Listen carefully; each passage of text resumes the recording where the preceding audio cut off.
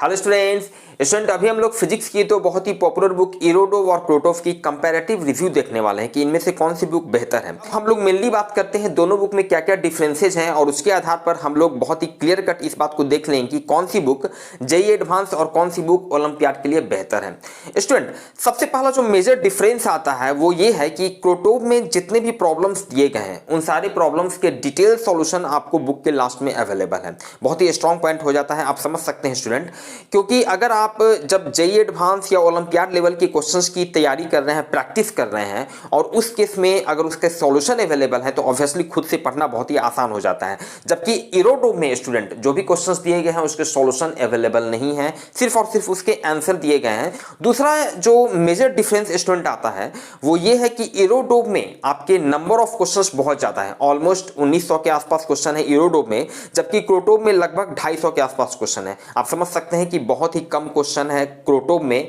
इसका additional advantage मिलता है, क्यों मिलता है समझिएगा इस चीज को। अब समझिए, अगर आप जेईई एडवांस की तैयारी कर रहे हैं, आपके पास ऑलरेडी टाइम बहुत कम है,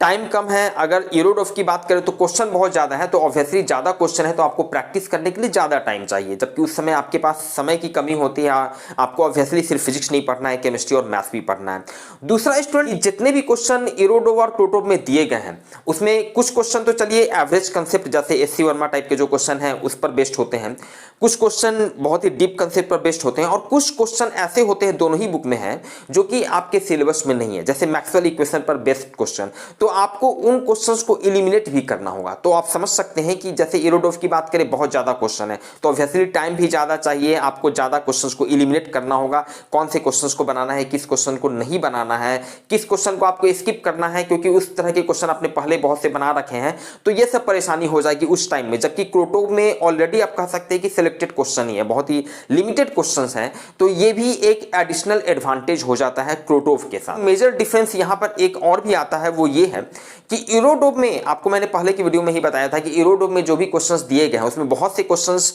ऐसे हैं जिसमें मैथमेटिकल कैलकुलेशंस, कैलकुलस, ट्रिगोनोमेट्री वगैरह का इन्वॉल्वमेंट बहुत ज्यादा हो जाता है, जो कि इनफैक्ट जेईई एडवांस से भी कहीं ज्यादा हेल्पफुल होता है ओलंपियाड के लिए। क्यों? जैसे अगर आप मान लिया ओलंपियाड की तैयारी कर रहे हैं, एक साल फर्दर, एक साल पहले से आपका प्लानिंग चल रहा है, तो आपके पास टाइम भी है। इरोडोव के हिसाब से आपके पास नंबर ऑफ क्वेश्चंस बहुत ज्यादा है, प्रैक्टिस के लिए आप काफी, जब प्रैक्टिस हो जाएगा ऑब्वियसली आपका कॉन्फिडेंस लेवल भी काफी बिल्डअप हो चुका होगा। लेकिन क्रोटोव में क्या है कि नंबर ऑफ क्वेश्चंस बहुत कम है, तो क्रोटोव ओवरऑल मेरे हिसाब से क्रोटोव आपके लिए ज्यादा हेल्पफुल है जेईई एडवांस के लिए, समय को देखते हुए, क्वेश्चंस को देखते हुए, क्वेश्चंस के लेवल को देखते हुए, क्वेश्चन के सॉल्यूशन को देखते हुए। ओवरऑल अगर आप जेईई एडवांस की तैयारी कर रहे हैं तो आप क्रोटोव के साथ जा सकते हैं, और अगर आप ओलंपियाड की तैयारी कर रहे हैं, आपके पास टाइम है ओलंपियाड को लेकर, तो आप इरोडोव के साथ चल सकते हैं।